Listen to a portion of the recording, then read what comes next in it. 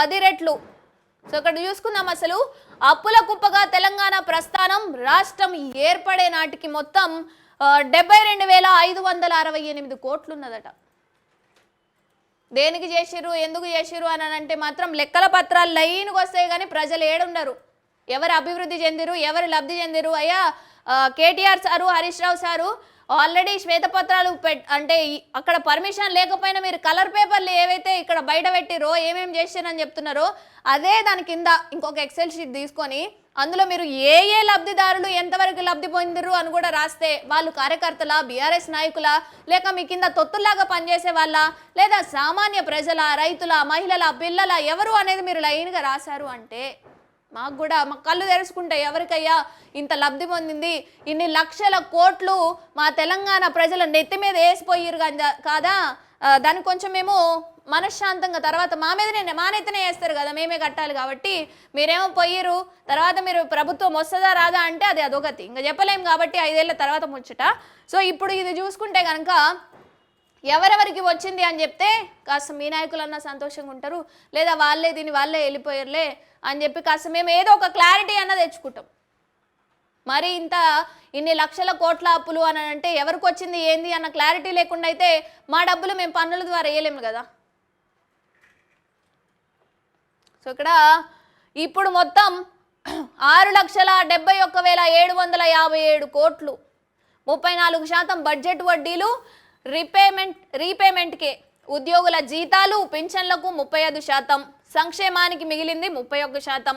కాళేశ్వరం అప్పులు మాత్రం 74,590 కోట్లట. దేనికి పెట్టారు మీరు కాళేశ్వరం ప్రాజెక్ట్ కింద 74 కోట్లు. మొత్తం ఇక ఒక 10 ఒక 40 వేసుకుంటే కనుక మొత్తం 75 అయితే ఇంచుమించు మొత్తం ఓ 400 కలుపుకుంటే కనుక ఇక్కడ మొత్తం 75 కోట్లు ఇలా ఇక సమాప్తం చేసినట్లు. మళ్ళీ ఎందుకు మించారో ఏమో ఆపిరు. ఇలా లెక్కలు ఉండాలి కదా, 24, 23 కరెక్ట్గా 10 లేదా 50 అని చెప్పుకున్నామని అంటే అది కుదరదు కాబట్టి ఏదో కొంత ఉండాలి కదా ఇంచుమించు. కాళేశ్వరం ప్రాజెక్ట్ ఎందుకు కట్టిరు అని అంటే 74 కోట్లు పోసి కట్టారు. అదేంది పగిలిపోవడానికి, నీళ్లు రావడానికి బయటికి ఎల్ఎన్టీ వాళ్ళకి పెట్టిర్రా లేకపోతే మీ అకౌంట్లలో దాచుకున్నారా సార్ ఈ 74 కోట్లు? ఎల్ఎన్టీ వాళ్ళకి ఇట్లా చేయండి నాయన అని చెప్పి ప్లానింగ్ చేసి చెప్పడము మీ ప్లానే, ఆ డబ్బుల్ని దోచుకోవడము మీ ప్లానే. అది పాడైపోయినా సరే తర్వాత వేసేది తెలంగాణ వాళ్ళ మీద, మళ్ళీ ప్రజల మీద. ఈ 74 కోట్లు కాళేశ్వరానికి ఎక్కడ కట్టారు, ఏ బ్రిడ్జ్ కింద, ఏ పిల్లర్ కింద పెట్టారు సార్ ఈ డబ్బులు?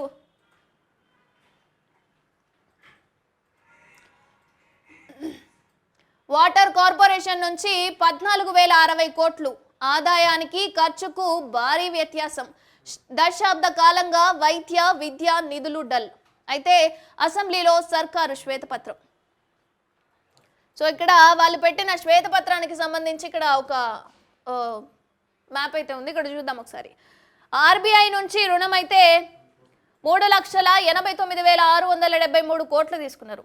కార్పొరేషన్ అప్పులైతే 1,27,208 కోట్లు. ప్రభుత్వ గ్యారంటీలతో కార్పొరేషన్ల రుణం అయితే 95,462 కోట్లు. ఆయా సంస్థలు చెల్లించుకోవాల్సింది మాత్రం 59,414 కోట్లు. ఇక్కడ మొత్తం కోట్లు కోట్లు కోట్లు కోట్లు మాత్రం ఇవన్నీ ఏడమైనాయి అని అంటే మళ్ళీ కానరాదు.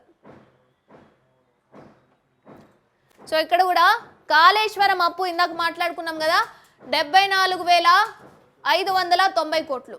అదేవిధంగా వాటర్ కార్పొరేషన్కి సంబంధించి 14,060 కోట్లు. మిషన్ భగీరథ 20,200 కోట్లు.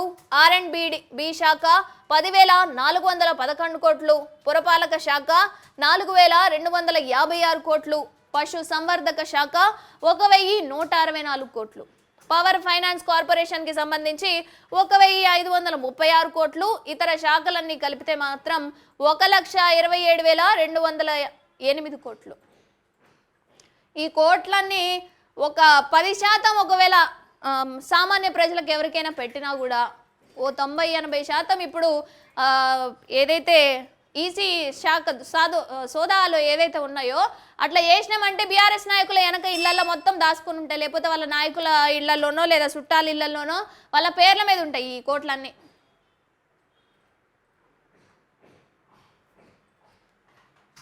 ఇంకా ఇక్కడ చూద్దాం. కేసీఆర్ 10 ఏండ్ల పాలనలో రాష్ట్రం అప్పుల కుప్పగా మారిందంటూ ఇంతకాలం విపక్షాలు ఆర్థిక మేధావులు మొత్తుకున్నారు. దాదాపు 5.5 లక్షల కోట్లు దాటిందని వాపోయారు. కానీ ప్రభుత్వం నుంచి పూర్తి స్థాయి గణాంకాలు లేకపోవడంతో నిర్దిష్టంగా ఆ తీవ్రత ఏ స్థాయిలో ఉందో అంచనాకు అందలేదు. ఎందుకు అందుతుంది ఇప్పటిదాకా చెప్పలేరు. తెలంగాణకి ఇంత అప్పు ఉందిరా అని చెప్పి అప్పు అని చెప్పి వినడం తప్ప ఎంత అప్పు ఉందని తెలియదు. లేకపోతే గుండె బగిలి చేస్తారు కదా ఇది వినగానే. అందుకని అప్పు ఉంది నాయన అని చెప్తే అది రూపాయో 2 రూపాయలో అనుకుంటారు. పాపం తెలంగాణ పిచ్చోళ్ళు, వాళ్ళకేం తెలుసు అది 100,000 లక్షల కోట్లు ఉందని చెప్పి. సడన్గా మాట విన్నరు అని అంటే వాళ్ళ గుండె ఎడబగులుతుందో అని చెప్పి అప్పన్న చిన్న మాటతో ఇట్లా తీసిపుచ్చుకున్నారు. సో ఇప్పటి వరకు ఏదైతే అంచనాలకు అందలేదో ఆ లెక్కలు పత్రాలు ఎక్కడా లేవు. కాబట్టి ఇప్పుడు కాంగ్రెస్ ప్రభుత్వం వచ్చిన తర్వాత శ్వేతపత్రాలు గణాంకాలు లెక్కలు అన్నీ బయట పెడితే ఇప్పుడు ఇంత ఉందని తెలిసింది. ఎంత అంటే 7 లక్షల కోట్లు. కానీ ముఖ్యమంత్రి రేవంత్ రెడ్డి చొరవతో రాష్ట్ర ప్రభుత్వం అసెంబ్లీలో బుధవారం ప్రవేశపెట్టిన వైట్ పేపర్లో రాష్ట్ర ప్రజల మీద అప్పుల భారం 6,71,757 కోట్లుగా తేలింది. రాష్ట్రం ఏర్పడే నాటికి బడ్జెట్ ఆఫ్ ద బడ్జెట్ అప్పులన్నీ కలిపి 72,658 కోట్లు. అంటే ఇప్పుడు ఇది దాదాపు 10 రెట్లు పెరిగిందని వెల్లడైంది.